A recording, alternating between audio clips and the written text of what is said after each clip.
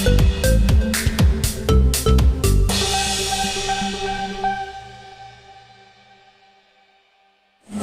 nih Bang, datang ke pengadilan mau ambil salinan putusan atau seperti apa?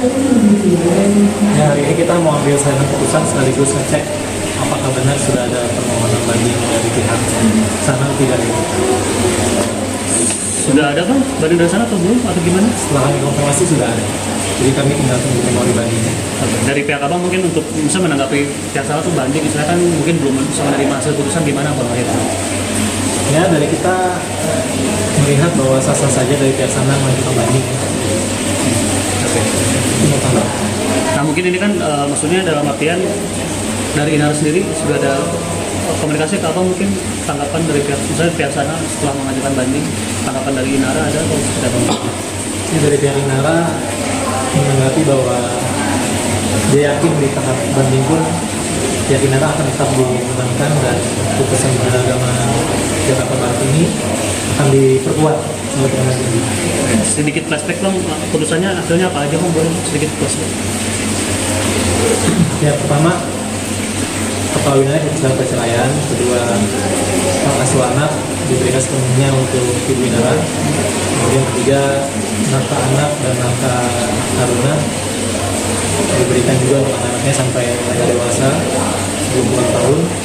Kemudian juga menetapkan royalti sebagai harta bersama di mana 50%-nya untuk Ibu Inara.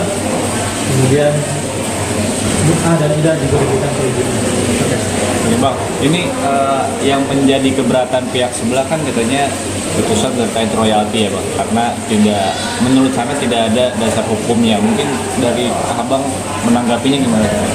Ya, terkait dasar hukum jelas Majelis Hakim menggunakan pasal 8 ya, kompilasi Islam di sini, dan juga pasal 91 ayat 3, di mana harta bersama yang tidak berwujud itu dapat berupa hak. Karena royalti itu juga merupakan turunan dari hak cipta, berupa hak eksklusif yang dipegang oleh pencipta, maka royalti itu dikabulkan menjadi harta bersama di mana 20%-nya diberikan untuk Ibu Inara. Emang seperti apa sih Bang, artinya hukum tentang royalti itu seperti apa Bang? Dari Ya, terkait royalti itu menurut hukum Indonesia, terutama dalam kompilasi Islam, dia diakui sebagai hak, dan dalam undang-undang hak cipta pun juga diakui sebagai turunan dari hak cipta itu sendiri. Ya, terkait dengan royalti sebenarnya kan sudah didefinisikan dalam pasal undang-undang hak cipta. Jadi hak ekonomi atau royalti itu kan dia berupa benda bergerak tidak berwujud. Jadi peralihannya itu kepada pihak lain itu bisa saja terjadi melalui putusan pengadilan. Jadi itu sudah sangat jelas benda bergerak tidak berwujud. Nah, kita kalau bicara hukum modern, hukum Islam modern ya harus menyesuaikan dengan eranya, begitu. Harus menyesuaikan. Bahkan bukan hanya royalti, kedepannya ini uang digital berupa kripto itu juga akan masuk ke objek harta gono bini atau harta bersama, karena sudah masuk ke era teknologi dan era digital gitu. Jadi kita bukan hanya melihat royalti, tapi nanti kita akan lihat saham, kepemilikan seseorang atas saham itu juga akan masuk ke harta bersama.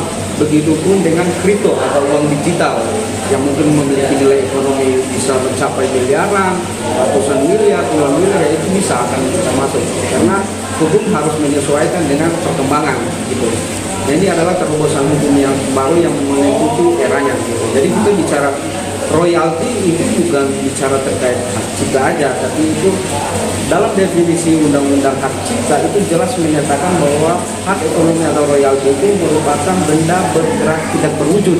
Nah, benda bergerak tidak berwujud ini masuk dalam harta benda. Nah, harta benda ini kan merupakan objek sengketa, harta gono bini atau harta bersama. Jadi itu sangat make sense dan sangat jelas harus dimasukkan dalam objek harta gono bini. Itu clear itu. Artinya ini hal baru juga dalam kasus perceraian Bang ya? Iya, ini hal baru. Nah, bahkan di sini mungkin saya luruskan sedikit ya. Kemarin mungkin ada sedikit pemberitaan yang menyatakan bahwa putusan ini berdasarkan bahwa lagu ini karena inspirasi. Sebenarnya bukan. Ini perlu saya luruskan.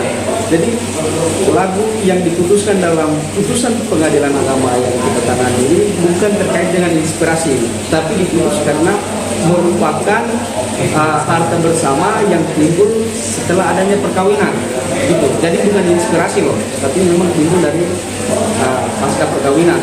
Jadi kelak nanti siapapun yang akan mengajukan gugatan konflik atau harta bersama, baik itu suaminya penyanyi yang menciptakan lagu ataupun istrinya penyanyi yang menciptakan lagu, itu bisa tanpa harus dengan inspirasi. Ya. Itu perlu kita luruskan. Kalau kemarin kan sempat ada pemberitaan terkait dengan ini karena inspirasi, bukan. Jadi ketika hak royalti itu diperoleh saat perkawinan, maka suami dan istri memiliki hak itu. Dan saya tambahkan juga, yang membuat royalti ini juga dikabulkan adalah karena kami berhasil menghadirkan 2 ahli, yaitu Guru Besar Ilmu Hukum Islam Prof. Ade Rosadi dan Ahli Hak Cipta Dr. Andrew Butler.